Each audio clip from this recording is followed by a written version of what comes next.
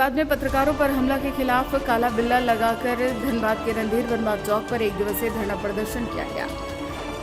साथ ही एफआईआर दर्ज कर 24 घंटे में गिरफ्तारी की पत्रकारों ने की मांग। आपको बता दें कि धनबाद में कांग्रेस कार्यकर्ताओं के द्वारा पत्रकार पर हमले के विरोध में आज प्रेस क्लब धनबाद की ओर से पत्रकारों ने काला बिल्ला लगाकर रणधीर वर्मा चौक पर धरना प्रदर्शन किया और पत्रकारों के साथ मारपीट में शामिल हुए। जिला कांग्रेस के कार्यकारी अध्यक्ष के 2 पुत्र 2 भाई पर प्रशासन ने कार्रवाई की मांग की है।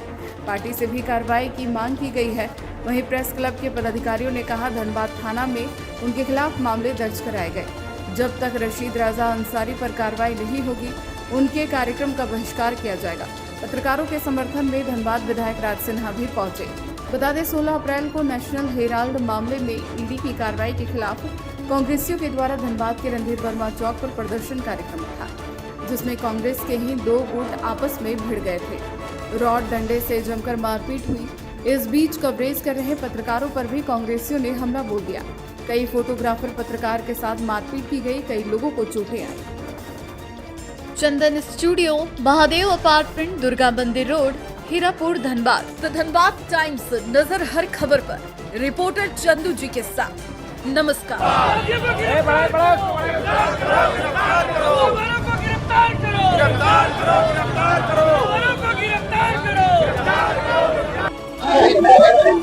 ठीक है।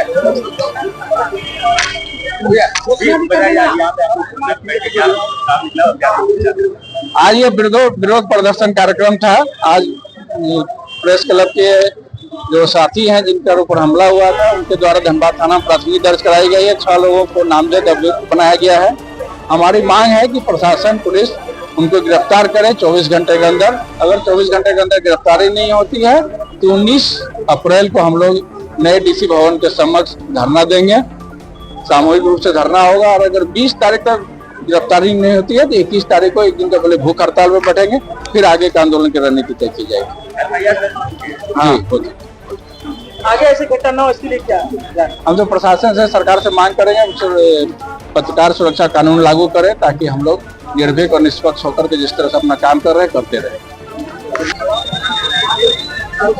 ये देखिए जो पत्रकारों पर जो हमला हुआ इतना क्रूरतापूर्ण बर्बरतापूर्ण हमला और खुलेआम सड़क पर, ये इस बात का परिचायक है कि एक तो यहाँ सबसे पहले जो भी संगठन राजनीतिक संगठन हो या कोई, खास करके कांग्रेस का जो सवाल है यही कारण है कि 40-45 वर्ष पुरानी पार्टी की आज ये दशा है।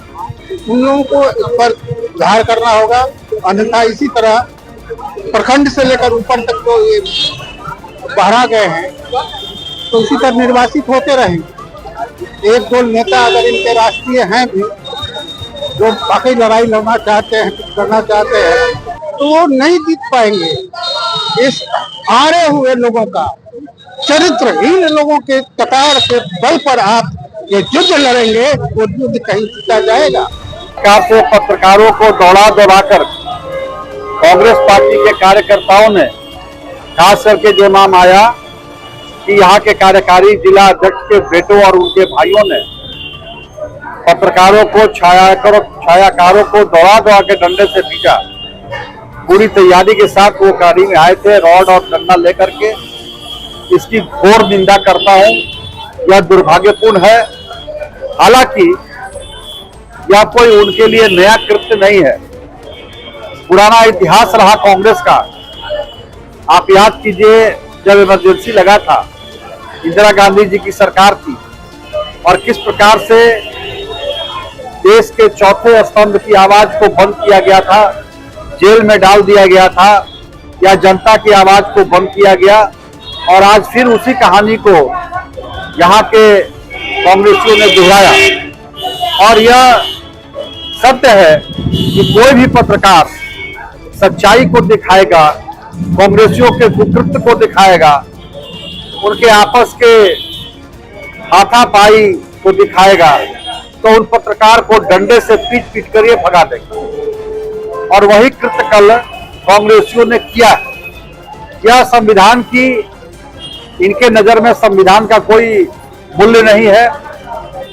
ये हाथ में संविधान लेकर के घूमते हैं, लेकिन वो नकली इनकी भावना है। उस पुस्तक को आप देखिएगा तो उसके अंदर कुछ आपको मिलेगा नहीं, केवल ऊपर से लिखा हुआ भारत का संविधान। इनके एक मंत्री ने, इस राज्य के अंदर कांग्रेस जेएमएम की सरकार चल रही है, अभी 2-3 रोज पहले इनके मंत्री ने खुलकर कहा, सीना ठोक कर कहा कि संविधान हमारे लिए बाद में है, हम शरीयत को पहले मानते हैं। मैं पूछना चाहता हूं आपके माध्यम से कांग्रेस पार्टी के नेतृत्व से या इस राज्य में हमारे जो मुख्यमंत्री हैं उनसे कि यह देश संविधान की जगह अब शरीयत से चलेगा। इस देश के अंदर संविधान का कोई मूल्य नहीं है।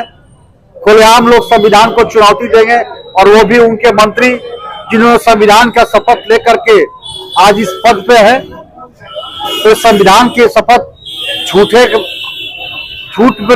का पुरिंदा उनका शपथ है, इसलिए वो माननीय मुख्यमंत्री उनको बर्खास्त करेंगे क्या? नहीं करेंगे। और ये कई एक मौके पर ये कांग्रेसी संवैधानिक मूल्यों का इन्होंने अवहेलना किया है, संविधान को धत्ता बताया है।